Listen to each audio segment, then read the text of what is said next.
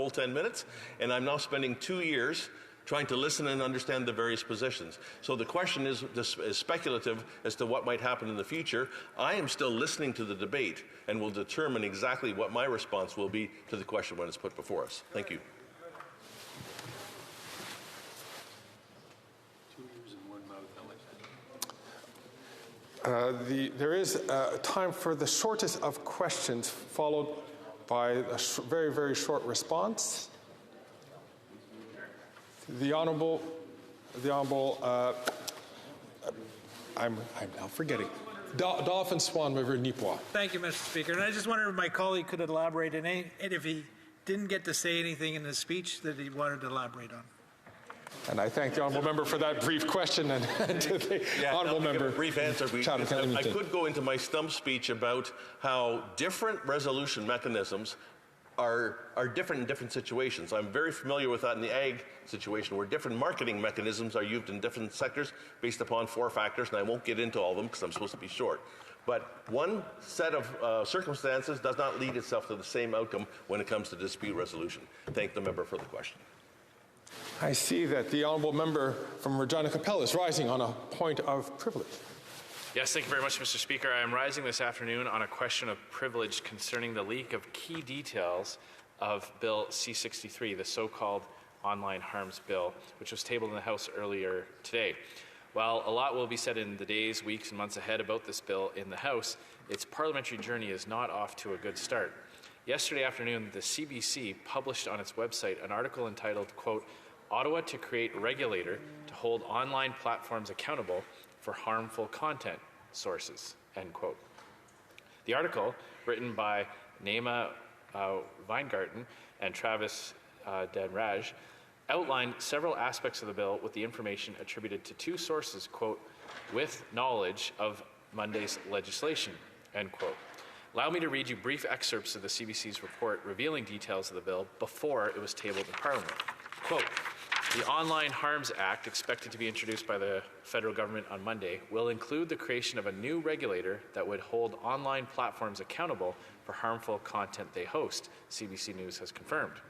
The new regulatory body is expected to oversee a digital safety office with the mandate of reducing online harm, and will be separate from the Canadian Radio, Television and Telecommunications Commission, sources say. Sources say some components of the new bill will be modeled on the European Union's Digital Services Act. According to the European Commission, its act regulates online intermediaries and platforms such as marketplaces, social networks, content sharing platforms, app stores, and online travel and accommodation platforms, end quote. Then today, CTV News published a second report entitled "Justice Minister to Introduce New Bill to Tackle Harmful Online Content."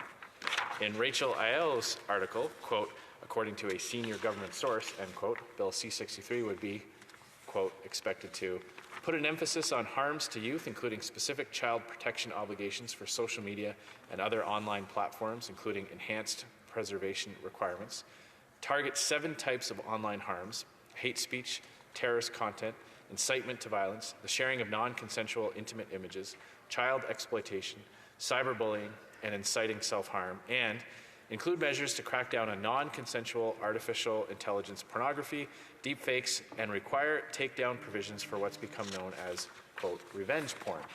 Further, while the sources suggested there will be no new powers for law enforcement, multiple reports have indicated the bill will propose creating a new digital safety ombudsperson to field Canadians' concerns about platforms' decisions around content moderation, end quote.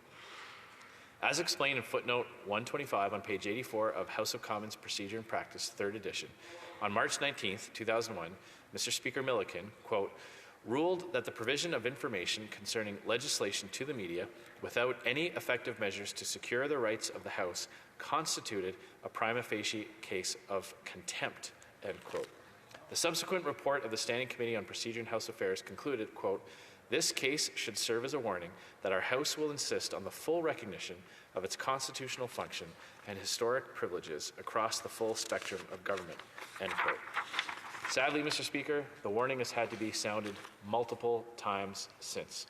Following rulings by your predecessors finding similar prima facie contempts on October 15th, 2001, April 19th, 2016, and March 10th, 2020, not to mention several other close call rulings which fell short of the necessary threshold, yet saw the chair sound cautionary notes for future reference. A number of those close call rulings occurred under the present government, which would often answer questions of privilege with claims that no one could be certain who had leaked the bill or even when it had been leaked, citing advanced policy consultations with stakeholders. Your immediate predecessor explained on March 10th, 2020, at page 1892 of the debates, the balancing act which must be observed. Quote, the rule on the confidentiality of bills on notice exists to ensure that members, in their role as legislators, are the first to know their content when they are introduced. Although it is completely legitimate to carry out consultations when developing a bill or to announce one's intention to introduce a bill by referring to its public title available on the notice paper and order paper, it is forbidden to reveal specific measures contained in a bill at the time it is put on notice, end quote. In the present circumstances, Mr. Speaker, no such defense about stakeholders talking about their consultations can be offered. The two sources the CBC relied upon for its reporting were, according to the CBC itself, granted anonymity, quote, because they were not authorized to speak publicly on the matter before the bill is tabled in Parliament, end quote. As for the CTV report, its senior government source, quote, was not authorized to speak publicly about details yet to be made public, end quote. When similar comments were made by the Canadian press in its report on the leak of the former Bill C7 respecting medical assistance in dying, your immediate predecessor had this to say when finding a prima facie contempt in his March 10th, 2020 ruling, quote, everything indicates that the act was deliberate. It is difficult to posit a misunderstanding or ignorance of the rules in this case, end quote. Just as in 2020, the leakers knew what they were doing. They knew it was wrong, and they knew why it was wrong. The House must stand up for its rights, especially against a government which appears happy to trample over them in the pursuit of legislating the curtailing of Canadians' rights. If you agree with me that there's a prima facie contempt, I am prepared to move the appropriate motion. Thank you, Mr. Speaker.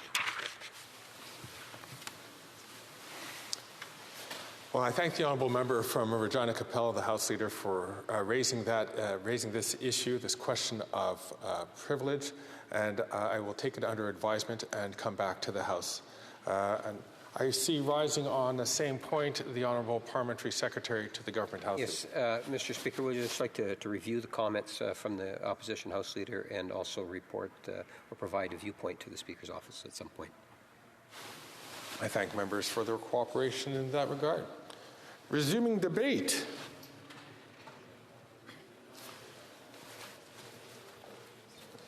The honourable member from Nepean. Thank you, Mr. Speaker. Today we stand at the height of transformative change in the landscape of Canadian labour law. With the introduction of Bill C-58, an act to amend the Canada Labour Code and the Canada Industrial Relations Board Regulation 2012, we are ushering a new era of labour relations that places the principles of fairness, safety, and economic stability at the forefront of our national workforce policy. At its core, Bill C-58 seeks to reinforce the sanctity of collective bargaining process by banning the use of replacement workers during strikes or lockouts. This critical legislation mandates that employers in federally regulated sectors cannot hire new employees or managers after a notice to bargain collectively is given, or contractors to perform the work of striking or locked out employees. This move is not merely a legislative action, but a profound statement of our collective belief in the power and importance of genuine negotiation between employers and unions. Before I go further into the detail of this legislation, let me recognize the important role and success of trade unions. Trade unions have been instrumental in shaping the economic landscape of developed countries, including Canada, playing an important role in their development into prosperous economies with a high quality of life for workers. In the late 19th and early 20th centuries, as industrialization accelerated, trade unions emerged as key players in advocating for workers' rights, leading to significant labor reforms. They fought for fair wages, reasonable working hours, and safer working conditions, contributing to the growth of a middle class that fueled consumer spending and economic expansion. The labor movement led to the establishment of minimum wage laws, overtime pay, and the prohibition of child labor, among other labor protections.